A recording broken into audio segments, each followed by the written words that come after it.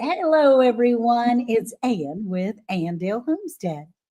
Good evening. How is everyone? This is Cayce over at Ormsby Farms. And I'm Monica at Bland's Promised Land Ranch. Welcome in, everybody. We are super excited to be here. It's officially our season 6, and we're super excited to be back in the action with season 6 starting yesterday, our very first episode of season 6. And we talked about why you don't want to be a prepper. And that's what we're going to talk about today, is a little bit about what we talked about yesterday. But first, we're going to say hello to all the people in the chat. Miss Ann, would you say hello to everyone? Oh, I would love to. Hey, Lazy Days Ahead with Jesse and Lisa, our mod father. Hey, Gear Grind 19. Great evening, folks. And Troy Sutton. Hey there. I'm so glad you're here. Cynthia DeLotte, all the way from the Netherlands. Y'all know we love hearing her say that every single time that she comes in. Hey, U.S. Freedom 5. I'm so glad. Now, y'all, you might be wondering, there's an empty block up here on the panel.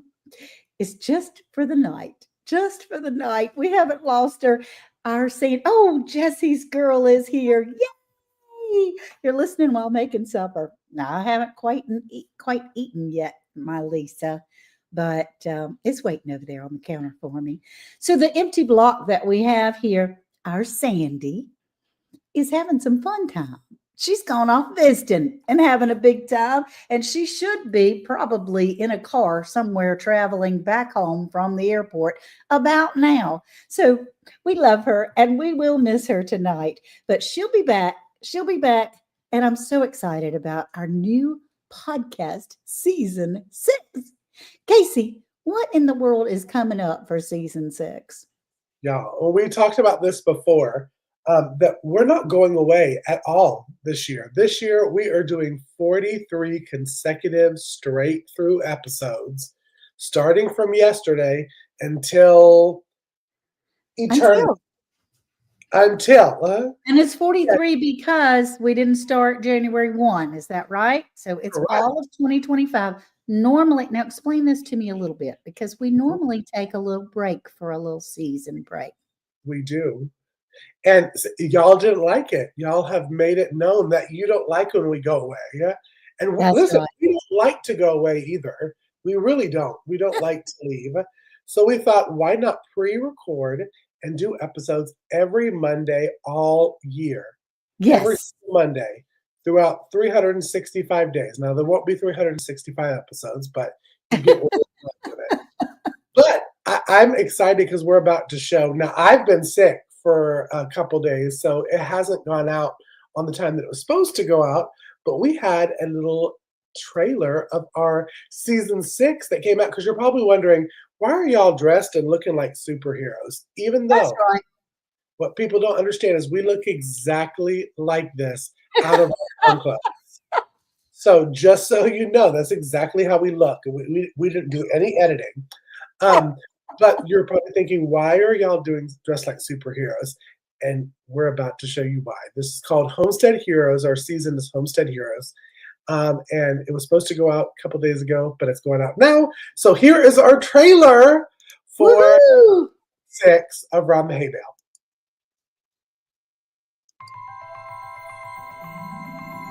On a regular day in no podcast land, we see our heroes in their normal lives. Calling all heroes, calling all heroes. They're homesteaders in need. Fly, homestead heroes, fly. Calling Pyro Granny with the power of fire. Calling Doughboy with the power of baking. Calling the Farmhouse Fury with the power of homestead protection. Calling Lady Green Thumb with the power of gardening. Round the Hay Bale Season 6 returns every Monday at 9 a.m. Central Time. That was awesome. Oh my gosh, that was so great. And we're moving cars behind off. the Help scenes, it. like, look, before we get into our topic tonight, a behind the scenes look. We pre-shoot our little side things before they're edited and put into Mm-hmm. a little trailer. And I got little messages from a couple people at the end of their videos, like Miss Ann. She would shoot her video and then she'd look in the camera and she's like, I'm going crazy.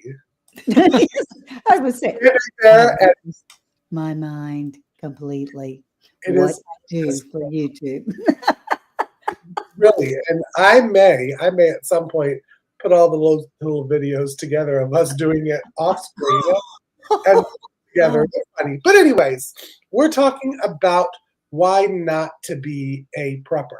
Now, I just want to clarify for those that watch, I misspoke on the podcast, and we are a no edit podcast, so I didn't edit it out, but I said why not to be a homesteader, which was incorrect. I was speaking too fast. And what I meant to say was why not to be a prepper, because that's what the episode's about. So we're talking about being a prepper compared to being a prepared homesteader. And I know I did in my chat, if you go over to Orange Blue Farm, I did a poll. Are you a homesteader or a prepared homesteader? Are you a prepper? So go over and vote. We'd love to hear. This is your time now. If you are a prepper, let us know in the chat. We'll bring it up. We're not scared to have a good conversation, y'all. We love our preppers. We were just talking about our opinions on why we are prepared homesteaders instead of preppers. So, Ann, also pitch it over to you. Let's talk about how you said that you are more comfortable being a prepared homesteader than prepper. I am. Now, don't get me wrong. There are, I was discussing that with a friend today about what we're talking about tonight and what our podcast was about as far as, are you a prepper or would you rather be a prepper or a prepared homesteader? And by the time we ended our conversation, it all depends on the length of time that you're talking about and your circumstances, of course. You know, are tanks coming down the street or are you having a terrible hurricane and things are bad? So that might change just a little bit of the way that we answer. I feel personally more comfortable knowing that I'm ready, knowing that I am prepared. I'm prepared for most things to come as far as storms, as far as unrest. We're pretty well prepared.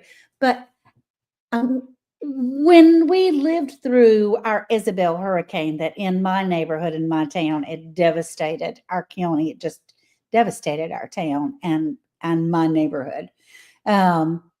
But we got together as a neighborhood. Everybody in my little circle that was on my street, you would come out of the house and there'd be a giant bag of charcoal left on your steps.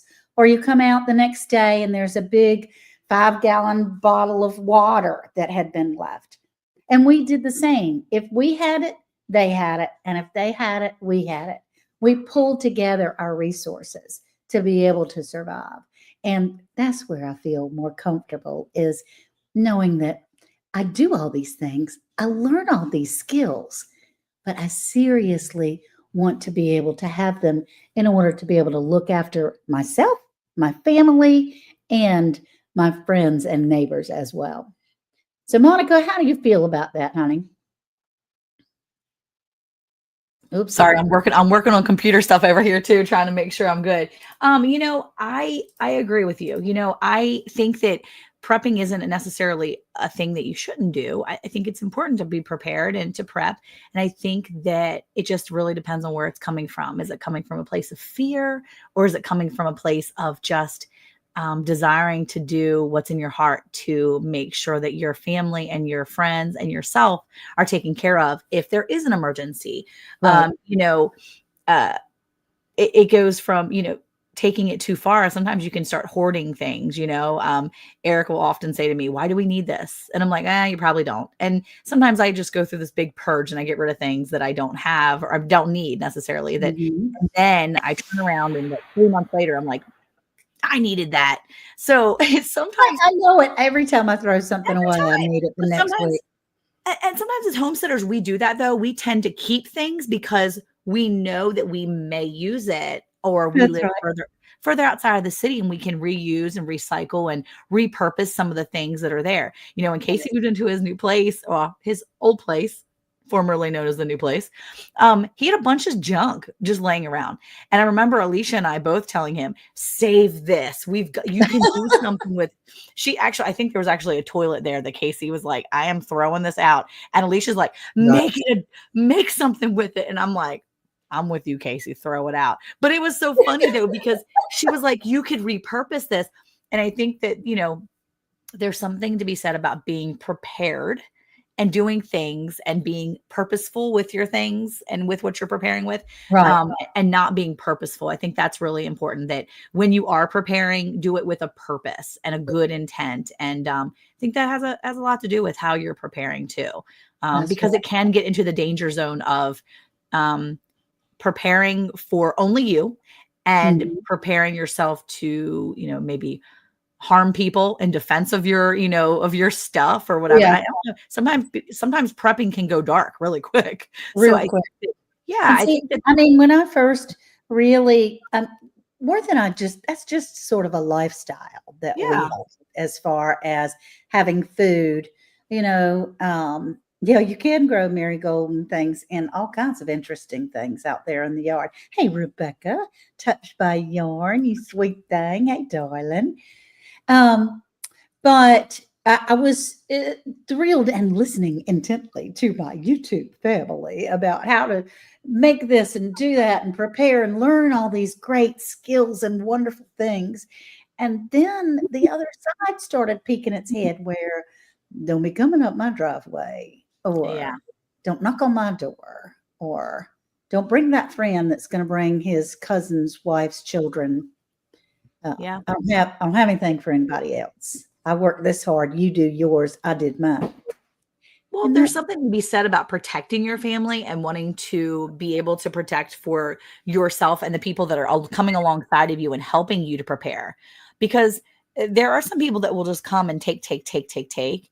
And I guess you have to look and see what the Lord has in your heart and how he wants you to deliver those things to the people. Because there's been times where, Eric and I have talked and we said, okay, we live in a place where a lot of people know where we are. I sell beef, I sell pork, I sell things from my home. So there's plenty of people that know where I am, but I also have very, very bitey dogs. And we do have protections. And I have protections in place. And, Eric and I had spoken before and he said, if something happens, where are the location of our animals, where the location of our garden is, where these things are, we'll have to sit people out around the clock to protect it. We'll have to sit people out there. And I thought, okay, well, if that's where it comes down, that's where it comes down to. So I think that there's something to be said for being prepared in that way too, mentally. But it's not out of fear. It's out of just sheer protection. I'm not afraid I'm going to run out. I would be more of the intentional to make sure I'm not feeding into the people that are going to harm me or my family. Right. Does that make sense? Like I wouldn't want to invite people into my home that I know are harmful. And even if they need things, I just have maybe that would be really how the Lord would have to work on my heart and be like, no, Monica, let him in. Sure. Well, there are those that are coming to rob, steal, lie, and deceive. And then there are those that are coming because they're desperate and hungry and they need some love and some help. So Cayce, how do you feel about this? We all, I think, all of us, the three of us, even maybe Sandi, I don't know, but we went through a spell of I gotta have for a lifetime practically for 30 years. And now it comes down to 3 days, 3 weeks, 3 months. How do you feel about that, Cayce? I think one thing that re-listening back to the podcast, for those that don't know, we do pre-record our podcast. And it's always interesting to re-listen back to them because you learn or hear something that you didn't hear when you're actually recording. Right, that's right. Yeah. And one thing that we always say is that Sandi spews so much amazing knowledge that you really need to just soak up when you're there in the moment. Yeah. And one thing that she did say so eloquently is what I talk about all the time is I'm a big canner. We're all big canners, okay? Preppers always want to prep for what, 5, 10 years, some do 20, yeah? There's really, if you're a prepared homesteader, which there's that fine line, I mean, we're walking the line on prepper, prepared homesteader, the knowledge that you have, there's no need to have 10 years. Because let's be for real, do all of us have 7,000 square foot homes that are sitting on? And we can store enough for 5 or 10, 15, 20 years. No, well, we don't. To be for real, for real. There's a couple things that, yes, I think we talked about rice, we talked about flour and sugar. Yep. We definitely can get more into that kind of stuff. If you're enjoying this kind of topic that we're talking about, leave us a comment and let us know. But there's the certain ones, because listen, can the 4 of us grow rice on our homestead? Probably. Are we going to grow the amount that we need for the whole year? Nah. Do we want to deal with all that stuff that you have to do to get the rice? Heck no. Yeah. So preparing that side of stuff, but when you get into like preparing tomatoes or meat or that, we've talked about it on our podcast.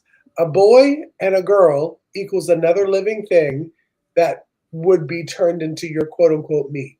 A rooster and a hen, you're going to have more chickens. So that means you don't necessarily need to prep canned or dehydrated or freeze dried, even though it's good to have meat in your cupboard, because you have a breeding machine that's right outside your door. Same thing with pigs, same thing with cows. A boy and a girl equals another living thing that can turn into your meat. So there you're good. We talked about tomatoes on many of our episodes. You get 1 tomato organic from the grocery store. You save the 4 kajillion seeds that are inside the tomato. You have 4 kajillion seeds, maybe not all of them, maybe just half a gajillion, germinate, and you get plants. Grow another 10 to 20 pounds of tomatoes, which is 7 to 8 quart jars of diced tomatoes. So now you have 8 times a half a gajillion. That's all right. You're not really, you're hoarding. As Monica said, at that point, you're just hoarding. Now, backup just in case, yes. Having backup of like the Crisco that Ann talks about for having, starting fires. Yeah, the candles, Crisco candles. There's different things that we're not saying don't prep. Well, I was going to ask, if you're here in the chat, if you would put, what's your number one thing that you personally would or do prepare for? What do you prep? What is that one thing you prep with an item? Because here's the thing, there's going to be items that you maybe should prep because you can't grow it yourself. I don't know anybody in here that's growing rice. Not in this panel, not in our immediate company. We're not. Who does sugar cane? But I will say, like, I grow stevia, and if I needed a sweetener that I needed to do, I could do stevia in my stuff, because my leaf stevia, I can use that for my iced tea. I can use that to sweeten things. I can dehydrate it. I can grind it into a powder, and I can practice using it now so that I have the skill to use it to sweeten if I needed to sweeten my foods without sugar. Right. Right. So I think that's where we're going to go next week too. If you stay tuned and listen to next week's podcast, you'll hear us talk about the things that you can do to avoid just feeling like you're just living in that prep zone where you're only preparing and you're only buying, because there's a lot of people that don't have the money to buy.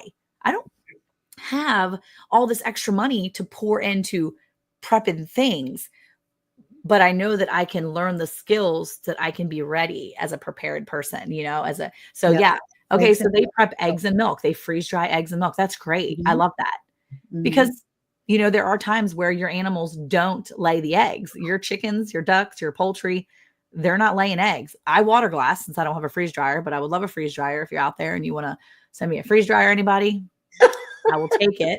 And harvest right. Yeah. But that's right. That's a great thing to prep. And, cause I don't have a milk cow either. So that's not something I'm easily grabbing. I just say a funny story about Monica and the milk cow.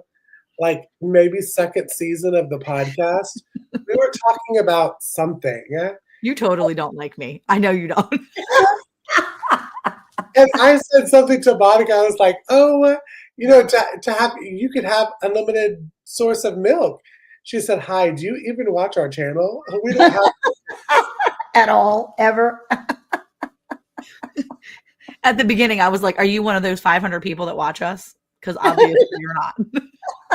And that was also during the time that I didn't know the difference between milk cows and dairy cows. Yeah, well, you learn a lot with your friends on YouTube. You do.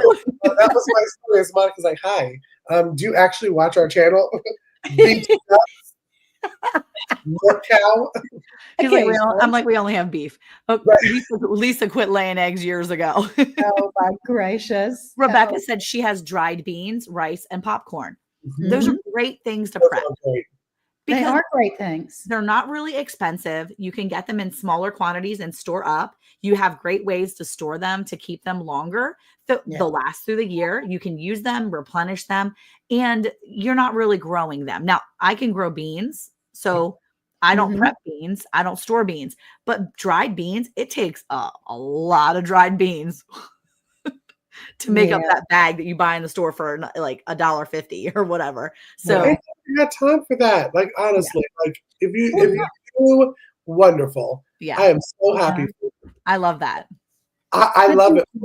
We love it for you, but I'm not going to use all of my time and my space growing 4 kajillion dried bean plants.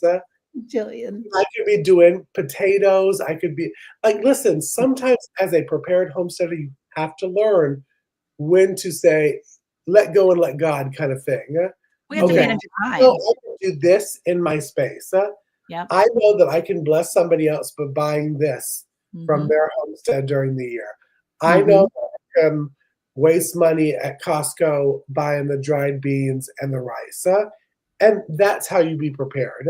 Maybe not necessarily trying to grow 100% of what you eat because you may get yourself in a little rut because it is close.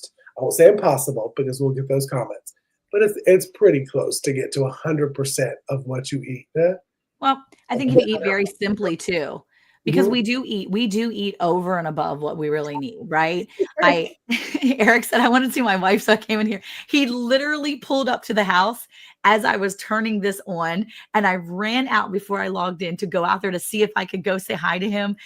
And he was still in the Jeep. So I was like, okay, I'll wait. And then I'll come in here. Eric.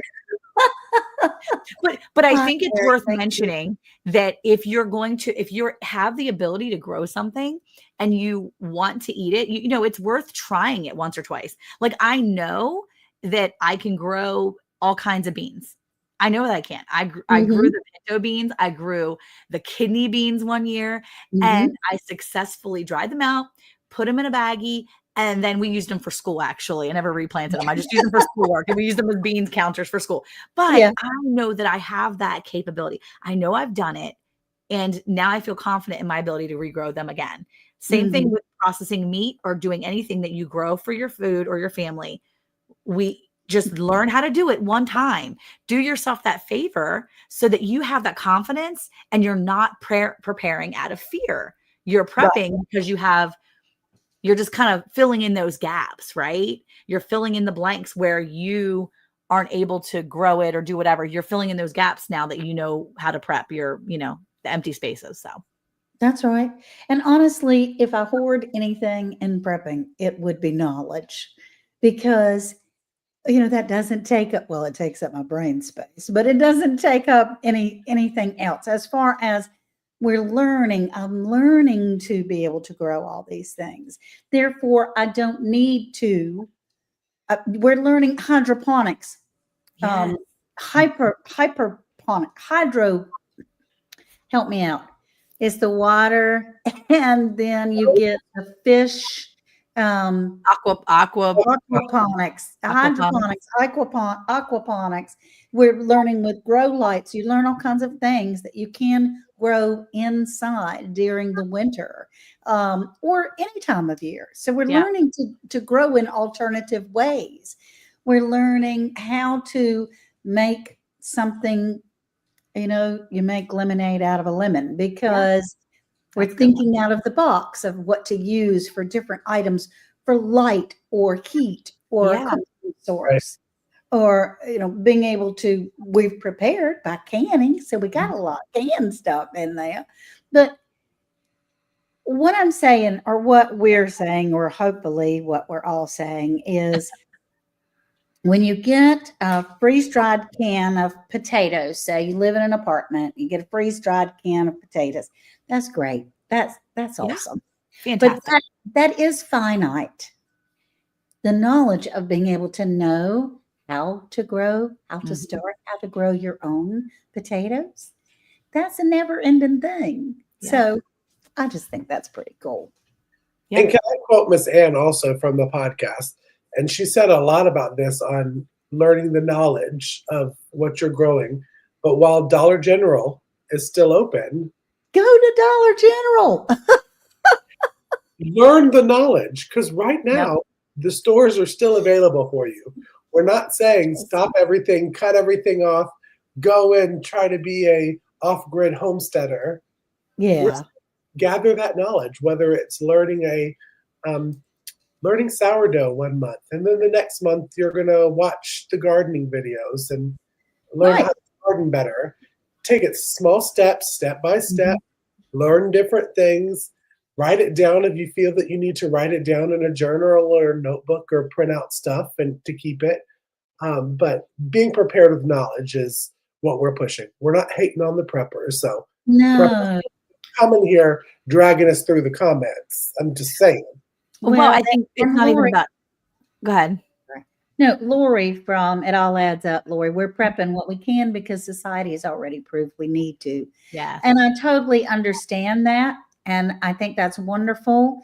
And Lori, I see your videos. I know what you have going on up in there, and your birds and your tortoises and all those great things. She's a great gardener, and they're all inside right now. They have snow on the ground. And so it's wonderful that they're able to have the knowledge, have the wherewithal to be able to do that. Yes, you do need certain supplies. Yes, you want to be able to have something that's ready and that you can have the ability to make on your own. But I mean, there are people that are learning to make alcohol products. There are people that are learning to use cooking oil to run their automobiles instead of gas. So I think that it's a never-ending learning process. Hey, Christine, I think that was the main idea too, and it was really the big idea for both of our episodes, is that it's not about not being a prepper. You can be a prepper all you want, but it's about being prepared and being a prepared homesteader. Because when you're a prepared homesteader, you're teaching yourself to learn the skills. You're learning things to be more prepared, all while you're prepping and taking care of yourself and your family. And the Chinese proverb, give a man to fish, you feed him for a day. Teach a man to fish, and you feed him for a lifetime. There you Learn go. the skills so that you don't have to worry about prep, bring it all in. It's more about Here. I know how, and don't be afraid. Do it with a purposeful heart and with good intentions. And when you find that purpose and you're not doing it out of a fearful heart and a fearful goals in mind, then I think it's a lot easier to digest, and it's a lot easier for you, and it's easier on your mind and your heart, because when you're just constantly grabbing things and just picking this up at the store and doing this and doing that, it can be a lot. It can get away on your head and your heart. It does. It can really make you feel overwhelmed. I mean, where am I going to put this now? What am I going to do with this? Sometimes you don't even know how to cook the things you prep with, right? Like I had these Aucassin Farms things, and I'm like, what am I going to do with this? I don't know how to make this. One of them I bought one time, and I was like, I'm not going to eat this. I'll eat it if I'm in dire need. Yeah. If we're starving to death. Yes, my mother-in-law said the same. She's like, well, I don't really eat potatoes, but I'm going to buy these because if I need to, I will. And I'm like, girl, no, just stop. If I really need to, look, people are still going to be picky. Yeah. People are still going to be picky. Does that not remind me of, if Alicia's listening, love you, Alicia. But how she, Alicia is a vegetarian. She was a co-host on our podcast for many years. And she said she would stock up on the Vienna sausages. Yeah. But just reminder, she's a vegetarian. Oh, she said she would eat that. She would eat it in dire needs. I'm like, I can't buy dire needs. Yeah. I will prep for the what ifs. Yeah. But I buy dire needs. Right. Yep. I can't do the dire needs because. Well, hopefully we won't come to that where we're so starving and emaciated that we need to eat our dire needs. No. So, you guys, thank you so much for everyone that has come in tonight. Hey, Gina versus Gina. Wow. How fun for you to be in here tonight. And Jessie says that's why I taught Lisa how to cook so she can feed me for a lifetime. Well, Gear said, I don't like canned oyster, but I eat them if I went 3 days without eating. I ain't going to stock them, though. That's right. That's well, and there's lots of things that we do and we grab because, they're this price or they're really cheap. And I get it. I've done it. But I feel like this year I'm going to be more of an intentional person to stock up. I'm going to be more intentionally purposeful, whatever you want to say, with my prepping so that I know that I'm going to be able to use it. Can I just say also that the canned oysters are actually very good. I use them for my charcuterie boards when it's Lent.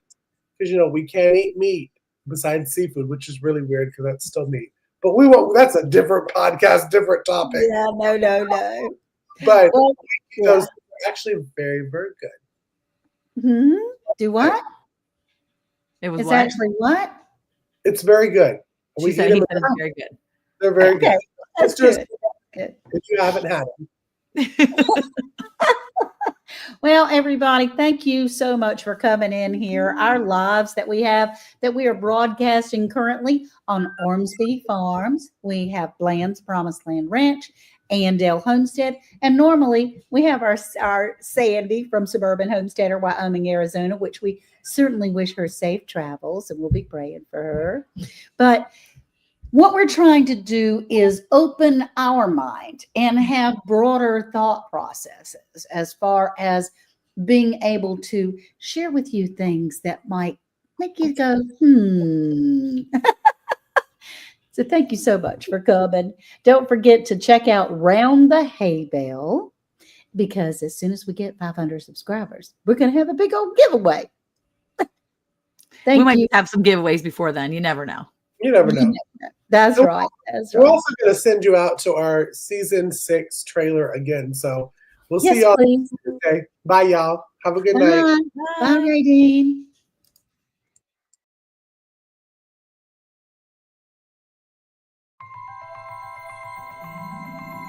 On a regular day in no podcast land, we see our heroes in their normal lives.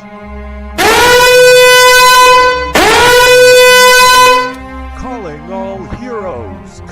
all heroes. They're homesteaders in need. Fly, homestead heroes, fly. Calling Pyro Granny with the power of fire. Calling Doughboy with the power of baking. Calling the Farmhouse Fury with the power of homestead protection. Calling Lady Green Thumb with the power of gardening. Round the Hay Bale Season 6 returns every Monday at 9 a.m. Central Time. Hey Monica, did you know it's now even easier to listen to Round the Hay Bale podcast? What? Really? How easy? That's right. All you have to do is say, Alexa, play Round the Hay Bale podcast. Playing Round the Hay Bale podcast on Apple Music. Ooh, we're really fancy now. Tune in to Round the Hay Bale every Monday at 9 a.m. Central Time.